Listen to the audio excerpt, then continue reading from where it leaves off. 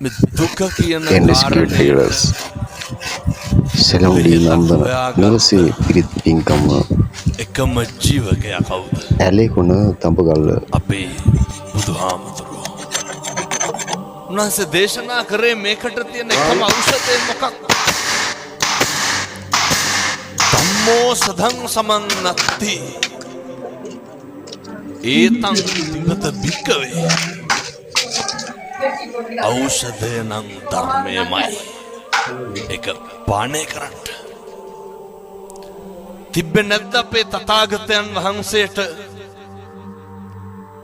එදා දීපංකර පාදමූලයේදී නිර්වාණය සාක්ෂාත් කරගන්න තිබ්බේ නැද්ද? තිබ්බා. කවුරු වෙනුවෙන්ද කැපකිරීම කරේ? අපි වෙනුවෙන්.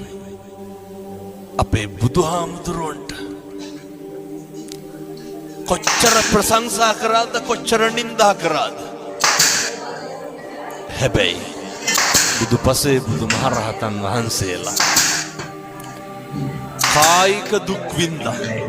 එහෙමනේ. කවදාවත් මානසිකව දුක් විඳාද? නැහැ. මිනිස්සු ඔය වඳිනාත් දෙකෙන්මයි බෙල්ල මිරිකන්නේ. කම්පාවෙන්ට නරකයි. අර මතකද පොඩි කාලේ අහලත් ඇති එක පොකුණක් තියෙනවා වතුර හිඳිච්ච. පොකුණේ ඉබ්බොත් ඉන්නවා, මාළුත් ඉන්නවා, කොක්කුත් ඉන්නවනේ. වතුර හිඳුනට පස්සේ ඉබ්බෙක් ඇවිල්ලා කොක්කුන්ට මොකක්ද කියන්නේ? කොකෝ වතුර තියෙන තැනකට ගිහින් දාපන්.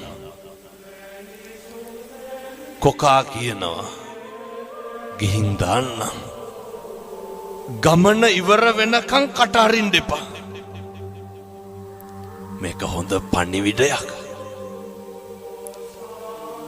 කට වහගන්න තරමට ප්‍රශ්න අඩු නැද්ද? කවදා හරි හොඳ හාමුදුරු කෙනෙක් ගෙනල්ලා හොඳ බණක් අහන්න. එතකම් මම මේ කියන ටික පිළිපදින්න. කොක්කු දෙන්න කෝටුවක් අරගෙන දෙපැත්තෙන් හපා ගන්න. ඉබ්බට කියනවා මැද්දෙන් හපා ගනි. උඩින් යනවා. හැතැම්මක් විතර යනකොට යට හිටපු මිනිස්සු වගේ ඉබ්බට ඔච්චම් කරනවා. ඉබ්බෙක් කුටි යනවා කියලා. අපිට කොච්චර ඔච්චම් කරලා තියෙනවද මිනිස්සු? මෙහෙම දේශනා කරන්න හේතුව මිනිස්සු හරි කුහකයි. එහෙම නැනේ. මිනිස්සු